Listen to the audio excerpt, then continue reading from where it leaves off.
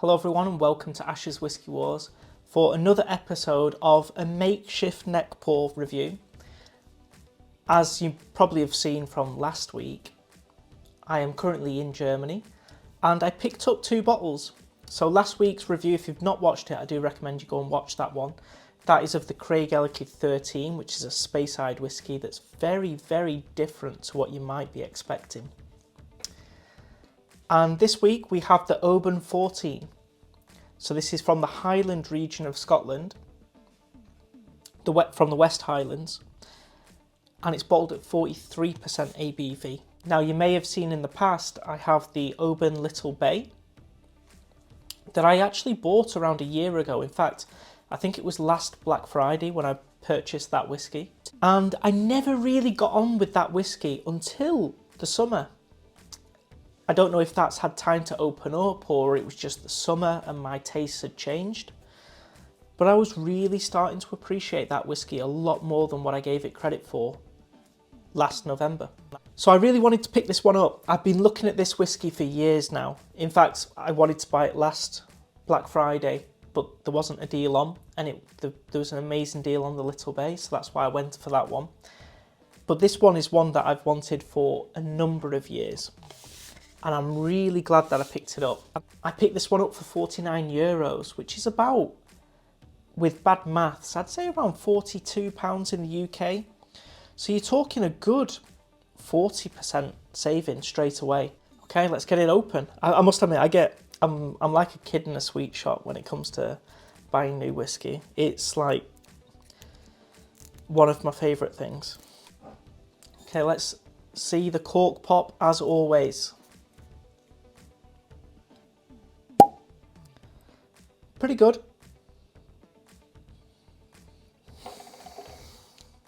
It's the unknown. Let's see how this one is. On the nose, Oban 14.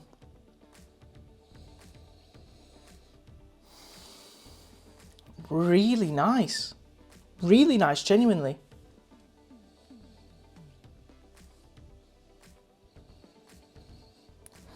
Not what I was expecting.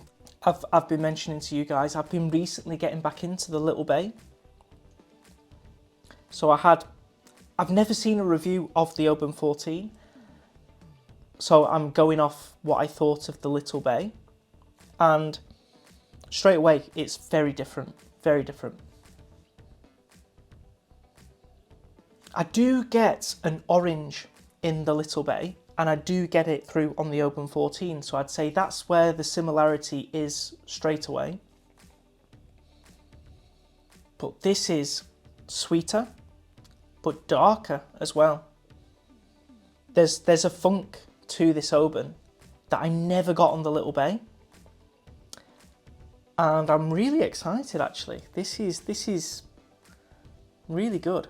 It's a coastal whiskey. I'm picking up some salt onto the whiskey as well, which I like. I usually call it a balance with whiskey. I usually don't go for something too sweet or too salty. I do like that harmony of all the notes together. Of course, there's times for extremities, which I love. But as a more daily, I like the more balanced whiskey. But I don't know actually how balanced this is going to be, because it really has a darkness to it, and it reminds me of a note that I pick up from some Islers. Even though it's very different, let me stress that, to an Isla, there's a note that I love in Isla that I'm getting on this Oban. Honestly, this to me, I'm getting plasters on the nose. That's what it is. I was thinking TCP, but it's not. It's plasters, the smell of plasters. That's cool. That's cool. Yeah, no, I'm really, really happy right now, to be honest. Orange, salt, orange, sea salt, and plasters. It's also a little bit oaky on the nose, a little bit of oak.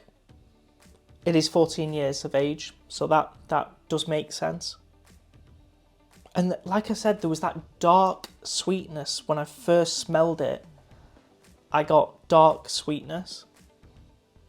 But No berries. There's no red fruits in here.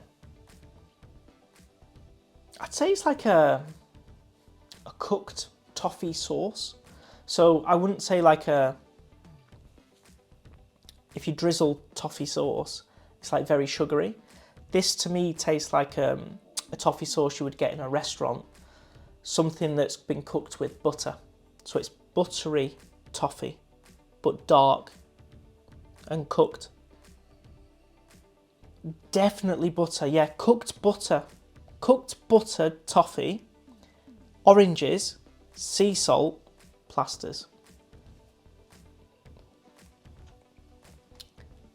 I always, when I do the NeckPour, I'm shooting in the dark when it comes to notes. Luckily, quite a few people also get those notes that I get, you know, but yeah, it's always a gamble when you post a review, because I just go off what I'm smelling.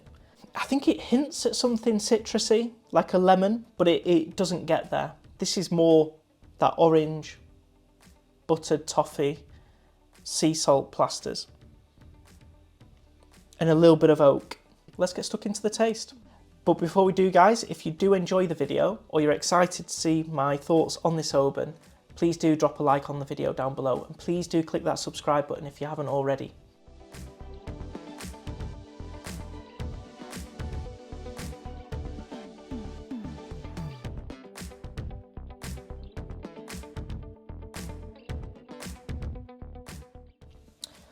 Okay, I just had a moment to myself there. I might 2x the footage just so you can see it. When I film reviews, normally I can talk and talk and talk. I really was speechless then when I was trying to process what I was just tasting. It came across very different to the nose. But now that I'm processing everything, it was just different evolutions of the notes that I was getting on the nose. So I mentioned on the nose, I got the oranges through, but it was sea salt and plasters. On the taste, bang. The plasters went away on the taste. But I was getting something medicinal that I get in Islay still. And it reminded me of the Porter-Skeg 8-year-old. And so immediately I'm thinking, is it menthol? Is it eucalyptus? And actually it's not menthol. It is eucalyptus. So I'm getting eucalyptus on there, and it was faint hints of TCP. And I'm really clued up on TCP really with the differences, because I was ill a few weeks ago. Well, we're finally back. I ran out of storage on my phone. So it's taken an hour and 20 minutes to delete storage, to refilm the rest of this review. So what that has given me, as annoying as that is, you're getting a better review of this NeckPour, because I've had, I'd say 2 or 3, maybe 3 pours of this whiskey now, getting a firmer understanding of the whiskey. Of course, it needs time to open up, but I made a little note of a few notes that I got. And the first note that came up after the phone died, I just started the tasting when the phone died, was fresh mint on the nose and taste, especially the taste. I'm now getting hints of milk chocolate, and that's really adding something to this whiskey. I've never had a NeckPour change on me that dramatically. And so what I'm thinking and what I'm hoping is this is really gonna get much better and more complex after its opening. Hopefully as this oxidizes and opens up, it's really gonna reveal a lot. For me personally, it's incredible. I'm really, really enjoying this whiskey, and I feel like, and I'm hoping, the reason why people don't eulogise over this whiskey is because of the price. In the UK, £75, £80, it's so expensive. It's just so expensive. I think this is too expensive in the UK. But in Germany, for 50 euros, 49 euros, like, I recommend, if you're in that German market, pick up a bottle. I really like it. It's only a NeckPour, it's not a whiskey war. So don't take too much credence in... I don't want people to see a NeckPour of me and buy a whiskey based on the NeckPour. I'd rather you wait for the whiskey war. Then maybe, if you trust my opinion, buy a whiskey based on my opinion. On the NeckPour, be a little bit more hesitant because it's purely my first experience with the whiskey. As far as first opinions go, I really, really like this whiskey.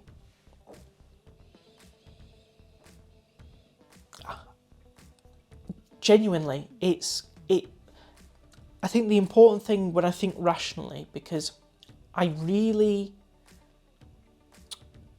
don't want to overpraise a whiskey and get some people to buy it and they don't have a good experience with the whiskey. So I think I like this one a lot because, again, on the nose, I mentioned plasters. On the taste, it's going a bit deeper into those medicinal notes. And I love medicinal notes. So if you don't, I would be wary of this whiskey because it does have them in there. But maybe you're only not liking medicinal notes because you've had them in a lot of Islers. This doesn't have the same peat, it doesn't have the earthy characteristics of an Isla. It's very, very different. It's oily, but it's lighter. I'm also starting to get nuts on the nose now, which I never picked up on before, like walnuts. So like waxy walnuts, oily, sea salt, oranges. I did get mint, that's faded a bit now. A little bit of eucalyptus, a little bit of oak.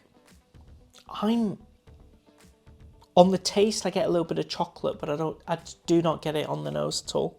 I am just so excited to get stuck into these whiskies over the next couple of weeks. The Whiskey Wars will be filmed when I'm back in the UK. And I'll do the Oban 14 against the Oban Little Bay. I already can tell the differences from memory, but there's nothing like having them side by side to pick up little details.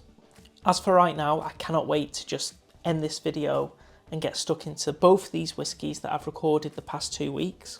As always guys, if you enjoyed the video, please drop a like rating on the video down below, and please do click that subscribe button if you haven't already. If you want to support my channel, I do have a Patreon listed in my about section of my YouTube page. There's a link that takes you to that, where any support will be greatly, greatly appreciated.